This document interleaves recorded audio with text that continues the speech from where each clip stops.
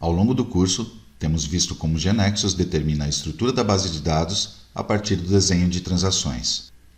Vimos também que realiza automaticamente os controles de integridade referencial e que, para isso, utiliza os índices primários e estrangeiros que cria em cada tabela. Vamos ver agora um estudo de caso para analisar como GeneXus normaliza a base de dados e determinar a estrutura das tabelas a partir de um determinado desenho de transações. Comecemos então pelo conceito de base de dados normalizada. O que significa? Significa que não há informação duplicada, não há redundâncias. Os atributos secundários estão presentes em uma única tabela. Os atributos inferidos não se armazenam. E os únicos atributos que podem estar presentes em mais de uma tabela são as chaves primárias, por serem também chaves estrangeiras em outras tabelas. Vamos então ao estudo de caso. Consideremos o seguinte desenho de transações, onde podemos ver que estamos modelando países, viagens ou excursões a um determinado país com um guia turístico responsável, e os clientes que podem realizar várias destas viagens ou excursões. A primeira coisa que devemos lembrar e ter presente é que não podemos ver cada transação de forma independente, mas devemos analisar um modelo de dados completo. Cada transação gera um impacto nesse modelo de dados. Observemos então que as transações Country e Tourist Guide são transações simples, de um único nível, cada uma com seu identificador e nome, e sem a presença de chaves estrangeiras. Cada uma tem, então, sua chave primária e um atributo secundário. Portanto, já sabemos que a partir delas, GeneXus criará as tabelas Country e Tourist Guide, com a estrutura que estamos vendo. A tabela Country tem Country ID como chave primária e Country Name como atributo secundário. Nesta tabela, então, GeneXus criará o índice primário por Country ID. Lembremos que GeneXus cria automaticamente os índices primários para controlar a unicidade da chave primária e para realizar de forma eficiente os controles de integridade referencial. Por sua vez, a tabela Tourist Guide tem Tourist Guide ID como chave primária e Tourist Guide Name como atributo secundário. Nesta tabela, GeneXus criará o correspondente índice primário pelo atributo Tourist Guide ID. Bem, observemos agora a transação Trip.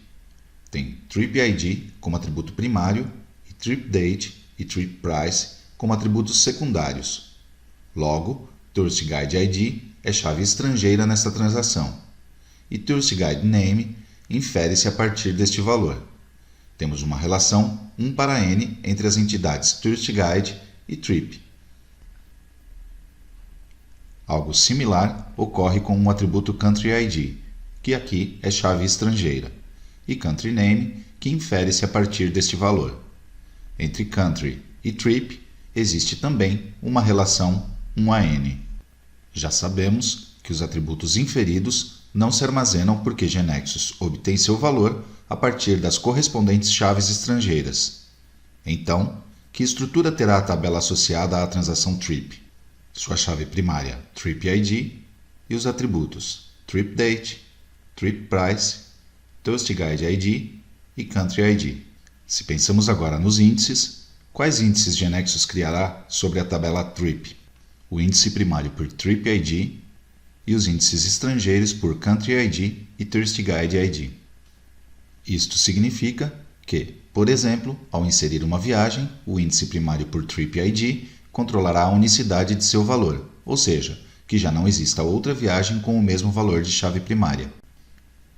O índice primário por Tourist Guide ID, na tabela Tourist Guide, permitirá realizar os controles de integridade referencial, verificando que o valor da chave estrangeira Tourist Guide ID que se indica em Trip exista previamente como chave primária na tabela Tourist Guide. O mesmo controle realizará o índice primário por Country ID, definido na tabela Country. Verificará que o valor aqui indicado exista previamente como chave primária em Country.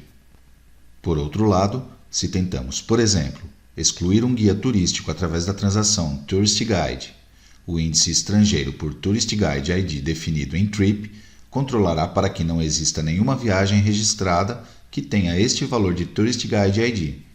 Caso tenha, GeneXus avisará que existem registros em trip que têm, em Tourist Guide ID, o valor que se tenta excluir, e não permitirá que seja excluído.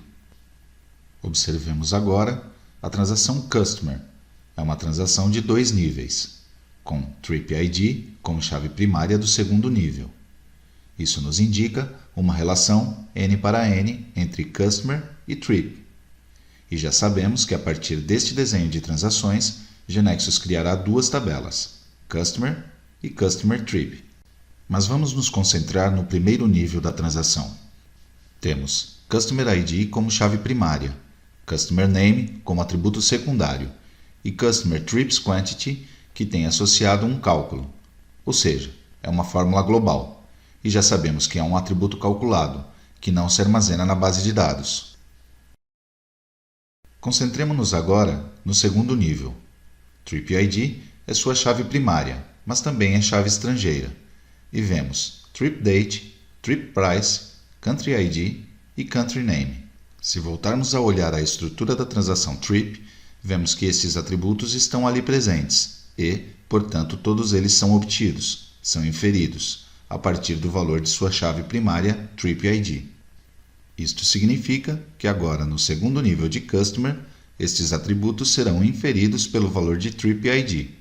Então, Country ID, que era uma chave estrangeira direta armazenada em Trip, agora é uma chave estrangeira inferida neste segundo nível de Customer.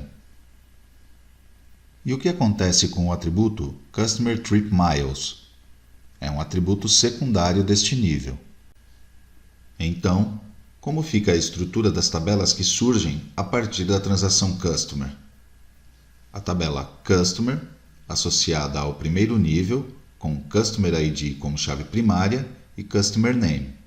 Lembremos que o atributo Customer Trips Quantity, ao ser calculado, não se guarda na tabela associada.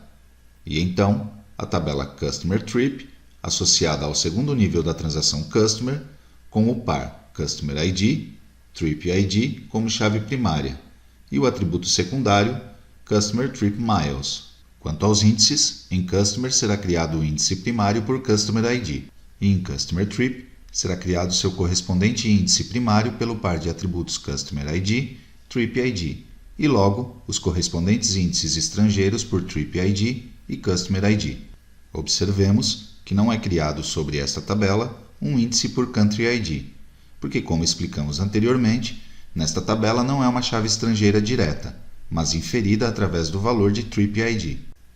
Desta forma, então, analisamos que a partir deste desenho de transações, GeneXus cria esta estrutura normalizada na base de dados.